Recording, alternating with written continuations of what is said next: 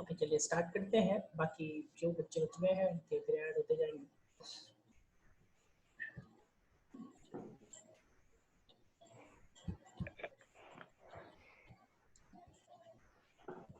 चलिए last class जो हमने देखा था वो देखा था कि आपका इलेक्ट्रिक पोटेंशियल एनर्जी क्या होता है। ठीक है, अब इलेक्ट्रिक पोटेंशियल एनर्जी का हम लोग देखने के बाद इलेक्ट्रिक पोटेंशियल एनर्जी में हम लोग बेसिक जो सबसे पहला होता है यूनिट एंड डायमेंशन देखते हैं। सबसे पहले डेफिनेशन हम लोग देखा था।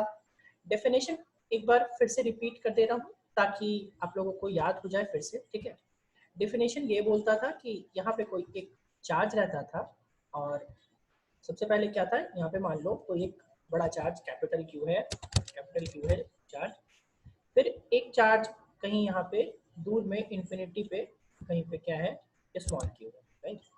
और हमारा डेफिनेशन क्या बोला था, ये इन्फिनिटी पे रहता है और इसको उठा के हम लोग कहाँ ले जाते हैं, इस इलेक्ट्रिक फील्ड के अंदर। ठीक है, तो डेफिनेशन बोला था कि द वर्क डन, या फिर मिनिमम लगा दो क्योंकि मिनिमम हम लोग लेते हैं तो हम लोग मिनिमम लिख सकते हैं। The minimum work done in bringing unit test charge from infinity a point from infinity to a point in electric field of another charge is known as electric potential energy. Electric potential energy, right? ये हमारा definition था। शिवनंदन आपने hand raise किया, कुछ doubt है क्या?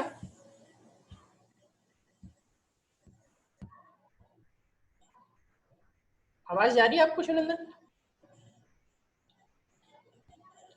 Hello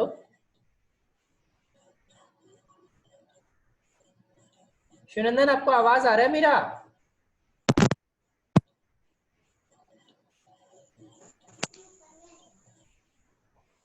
hello, हाँ बोलिए, आवाज आ रहा है आपको मेरा? जी सर। क्या डाउट है, बोलिए। सर जो चार्ज लिए हैं सर, जो इन्फिनिटी से पॉइंट इलेक्ट्रिक फील्ड के अंदर लाया जा रहा है, हम्म, तो सर वो टेस्ट चार्ज इसमें लिखे हैं, तो लेकिन टेस्ट चार्ज तो सोर्स चार्ज को कोई इफेक्ट नहीं करता है, उसमें तो अफेक्टेड नहीं होता है, वो ना ही रिपल करेगा ना ही अट्रैक्ट करेगा। टेस्ट चार्ज अट्रैक्ट और रिपेल करता है शिवनंदन, ठीक है, टेस्ट चार्ज अट्रैक्ट और रिपेल करता है, लेकिन मैंने यहाँ पे एक यूनिट नहीं होगा और टेस्ट चार्ज, ठीक है, टेस्ट चार्ज अट्रैक्ट और रिपेल दोनों ही करता है बट यूनिट नहीं होगा। यूनिट का मतलब क्या होता है, +1 या -1। ठीक है, समझ में आई बात? तो sir test charge plus, affected होता है सर चार्ज से? हाँ, टेस्ट चार्ज का मतलब +1 रखो। अब +1 तो अट्रैक्ट करेगा ना, +1 रखो या -1 रखो, तो +1 और -1 तो अट्रैक्ट या रिपेल करेगा ना। करेगा सर, लेकिन हम कहीं पढ़े थे कि टेस्ट चार्ज है सो अफेक्टेड नहीं होता है, ना ही उस per unit ripple. Test charge से, हाँ, यूनिट टेस्ट चार्ज से अफेक्ट नहीं पड़ेगा। यूनिट टेस्ट चार्ज में मतलब +1 रखेंगे, मगर टेस्ट चार्ज से अफेक्ट पड़ेगा। टेस्ट चार्ज क्या है, स्मॉल क्यू, या पॉजिटिव लो या नेगेटिव लो। तो यहाँ पे मैंने क्यू लिया है ना, तो अगर कोई चार्ज क्यू रहेगा तो ये तो अट्रैक्ट रिपेल करेगा ही। क्लियर? और यूनिट लगा देने का मतलब हो गया +1, तो मैंने यूनिट गलत लिख दिया था, यूनिट नहीं होगा वहां। ठीक है, पोटेंशियल में यूनिट हो जाएगा। चलो इसको मैं टेस्ट भी हटा दिया, चलो ये चार्ज ही रख दो अभी, ठीक है। चलो ठीक है, तो यहाँ पे क्या हो गया, the minimum work done in bringing a charge from infinity to a point in electric field of another charge is known as electric potential energy. ठीक है, इसके बाद हम लोगों को इसका फॉर्मूला हमने निकाला था कि U इक्वल्स टू क्या था, capital K capital Q small q और divided by whole divided by r, this whole divided by r।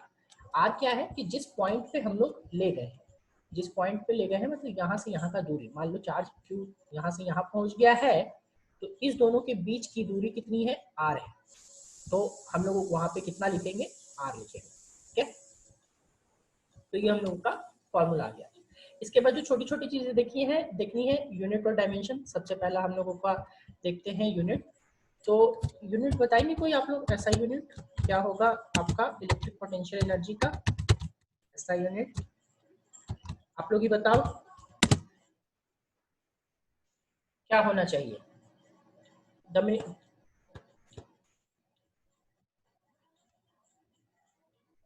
Joule, बिल्कुल एक का जवाब आया। सूरज का वोल्ट, वोल्ट कैसे सूरज, वोल्ट नहीं होगा, जूल, जूल, हाँ ठीक है,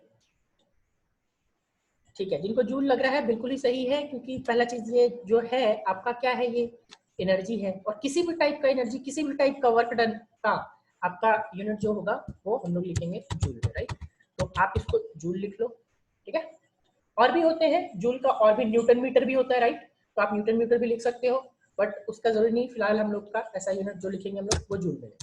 फिर बच गया डायमेंशन। तो डायमेंशन आपको मालूम है ऑलरेडी कि डायमेंशन आपका क्या होता है, ml2t-2। तो हम लोगों का क्या हो जाएगा यहाँ पे,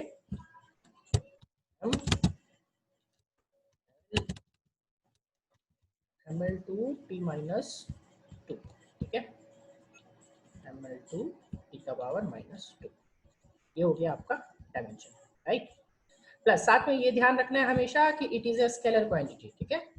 ये वेक्टर नहीं होता, ये होता है आपका स्केलर क्वांटिटी, कहीं पे भी वेक्टर नहीं आएगा इसमें।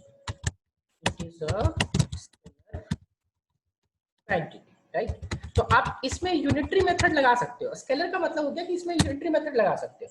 अगर एक चार्ज के वजह से 3 जूल होगा तो 3 चार्ज की वजह से 9 जूल होगा, मगर फोर्स में वो चीज नहीं लगा सकते थे, क्योंकि फोर्स वेक्टर क्वांटिटी है। एक चार्ज की वजह से 3, वहां पे बताया था कि एक चार्ज की वजह से अगर 3 न्यूटन का फोर्स है, तो ऐसा जरूरी नहीं कि 3 चार्ज की वजह से 9 न्यूटन का फोर्स हो, ठीक है, ध्यान रखिएगा, क्योंकि वो वेक्टर क्वांटिटी था, किसी एंगल पे काम कर सकता है, ठीक है। सेम चीज इलेक्ट्रिक फील्ड में भी था कि अगर एक के वजह से, इलेक्ट्रिक फील्ड की वजह से, एक के वजह से मान लो न्यूटन पर मीटर का कुछ, मान लो 5 यूनिट का न्यूटन पर मीटर का इलेक्ट्रिक फील्ड था, तो ऐसा नहीं होगा कि 5 की वजह से 25 हो जाएगा, नहीं, क्योंकि वो वेक्टर क्वांटिटी हो, वहां पे एंगल भी डिपेंड करेगा। मगर इस केस में ये स्केलर क्वांटिटी है, तो यहाँ पे आपको चुपचाप यूनिटरी मेथड लगा देना है कि अच्छा, एक चार्ज की वजह से, एक मान लो कोई चार्ज है हमारा Q, उस चार्ज की वजह से 3 जूल का आपका इलेक्ट्रिक पोटेंशियल एनर्जी है, तो अगर 2 और चार्जेस वैसे ही सेम चार्जेस रहेंगे तो 3 3 9 हो जाएगा, 9 जूल का इलेक्ट्रिक पोटेंशियल एनर्जी हो जाएगा, क्योंकि ये स्केलर क्वांटिटी है, यूनिटरी मेथड फॉलो कर सकते हो, ठीक है, वेक्टर क्वांटिटी नहीं। इसलिए यहाँ पे हमारा कोई एंगल का, कुछ भी चीज का ज्यादा फर्क नहीं पड़ेगा, बस फर्क किस चीज का पड़ेगा, डिस्टेंस का। देखो यहाँ के क्यू क्यू बाई आर आ रहा है, ठीक है, तो आर का फर्क पड़ रहा है, यानी डिस्टेंस का फर्क पड़ रहा है। तो हर केस में आपको डिस्टेंस का सोचना होगा, लेकिन इस बार आपको एंगल से मतलब नहीं। ध्यान रखिएगा, इस बात को नोट डाउन कर लीजिए कि जब भी आप फोर्स और इलेक्ट्रिक फील्ड निकालना चाहो, तो उस टाइम आपको डिस्टेंस का भी सोचना पड़ता है और एंगल का भी सोचना पड़ता है, क्योंकि बोथ आर वेक्टर क्वांटिटीज। ये सब न्यूमेरिकल का ट्रिक है, तो इसको ध्यान रखिएगा कि जब फोर्स और इलेक्ट्रिक फील्ड निकालेंगे तो आपको डिस्टेंस भी सोचना है, एंगल भी सोचना है, लेकिन जब इलेक्ट्रिक पोटेंशियल एनर्जी या इलेक्ट्रिक पोटेंशियल निकालेंगे तो आपको सिर्फ और सिर्फ डिस्टेंस का सोचना है, एंगल से मतलब हमें नहीं रह जाता है कितना एंगल पे वो काम कर रहा है, क्योंकि बोथ आर स्केलर क्वांटिटी, ठीक है। नेक्स्ट, अभी हम लोग इसके बाद आते हैं कि देखो, अभी हमने 2 का देखा, ठीक है, अभी हम लोगों ने 2 का देखा कि हाँ भाई 2 का जब आया तो 2 का हम लोगों ने देख लिया कि अभी सिस्टम ऑफ चार्जेस का इलेक्ट्रिक पोटेंशियल एनर्जी देखेंगे। अभी 2 का देखा, पहला जो अगला टॉपिक है आपका, अगला टॉपिक है electric potential of energy of system of charges, electric energy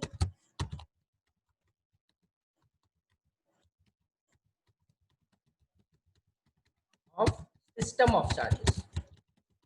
system of charges का मतलब बहुत सारे चार्जेस एक जगह से एक साथ होंगे, ठीक है।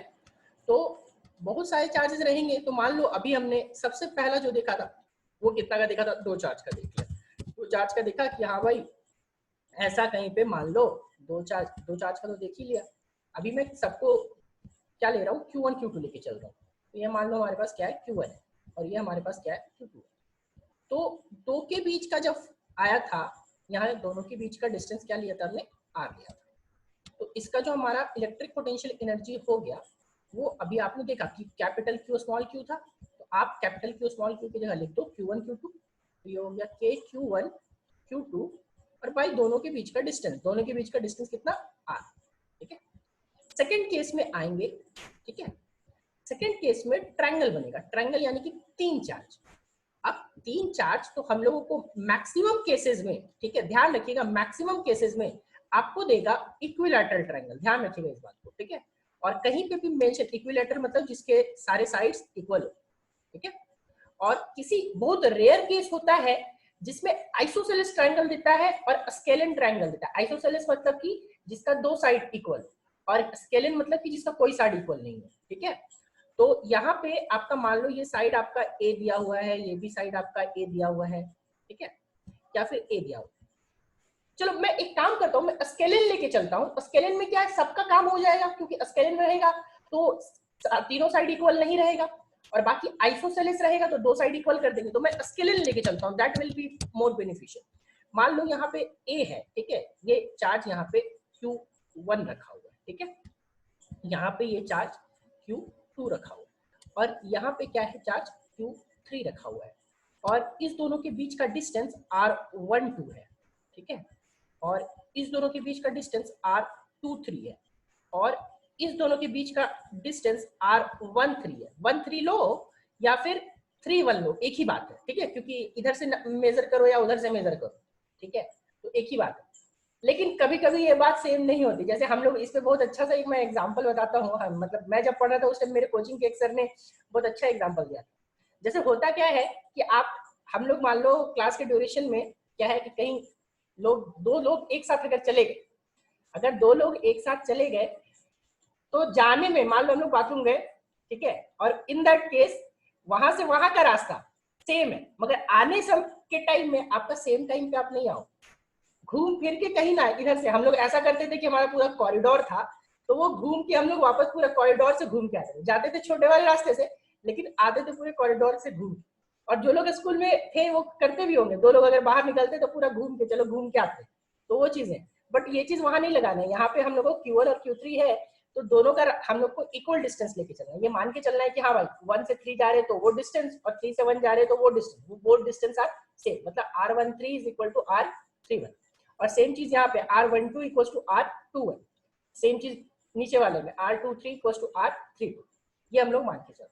अब यहाँ पे हम लोगों को U जो निकालना है, टोटल इलेक्ट्रिक पोटेंशियल एनर्जी। देखो यहाँ पे तीन पेयर्स बनेंगे, एक पेयर बनेगा 1 और 2 का, दूसरा बनेगा 2 और 3 का, और तीसरा बनेगा 3 और 1 का।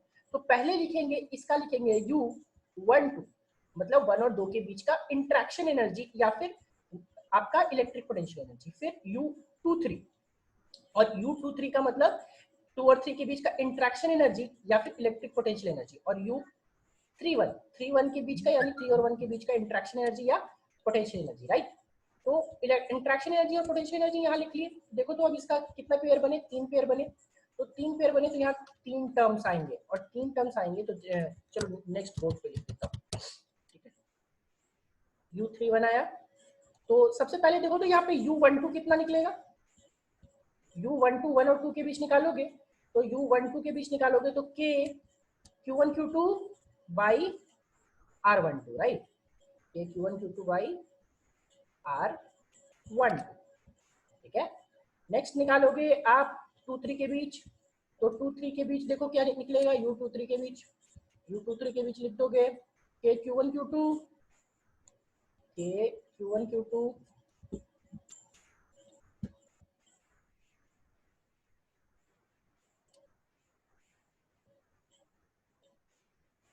क्या लिख रहे हैं आप सौरभ चैट में?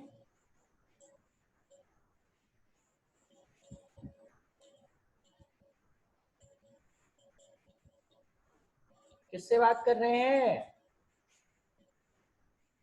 यहाँ पे क्या लिखेंगे, K Q2 Q3 by R23।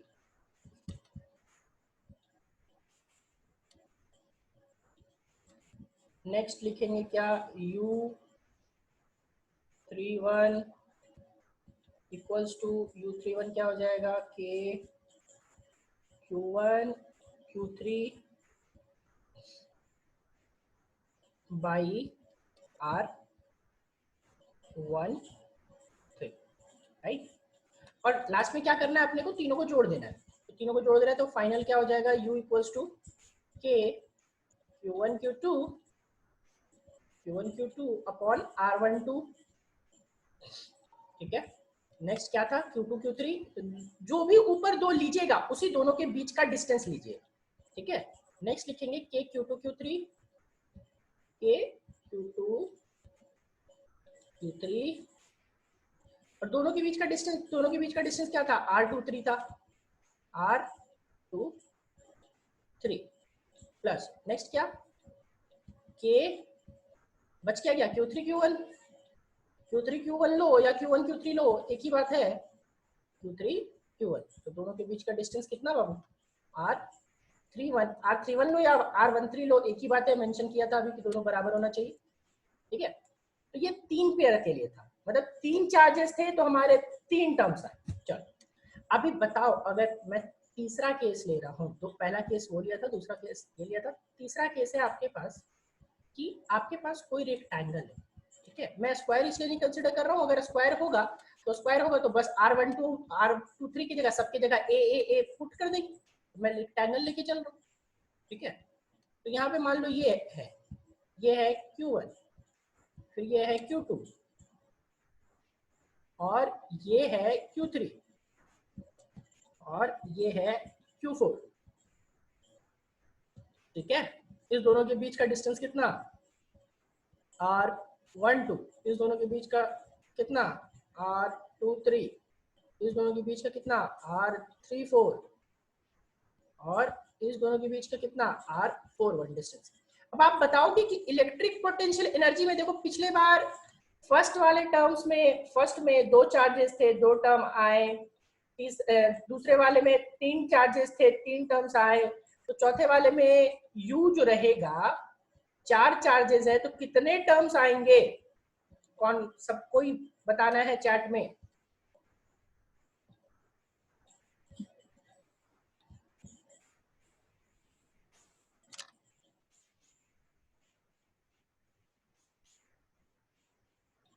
Zero, 6, 2,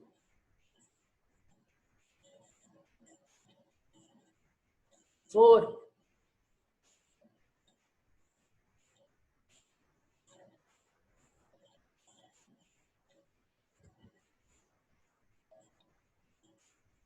question ये है कि 2 टर्म्स में 2 चार्जेस का इलेक्ट्रिक पोटेंशियल एनर्जी में आपका एक टर्म आया, याद देखो पहला वाला फिर से मैं रिपीट करवा रहा हूँ, देखो मैं अभी मेरा रेड लाइट जो जाएगा वो चीज नोटिस करो, ठीक है। देखो पहला में आपका 2 चार्जेस था, ये देखो Q1 और Q2, तो इसके बीच का एक टर्म आया U में देखो एक ही टर्म आया। इसके बाद 3 चार्जेस आ गए, Q1 Q2 और Q3, तो इसको 3 चार्जेस आ गए तो आपके पास 3 टर्म आ गए, U12 U23 और U31, ठीक है। नेक्स्ट आया आपका 4 चार्ज, तो 4 चार्ज में कितने टर्म्स आएंगे, मैंने ये क्वेश्चन किया, तो बहुत लोगों का जवाब 0 आ रहा है, 4 आ रहा है, 6 आ रहा है, तो जिनका 6 आ रहा है उनका सही है। अरे नालायकों, डायगोनल कहाँ चला जाएगा,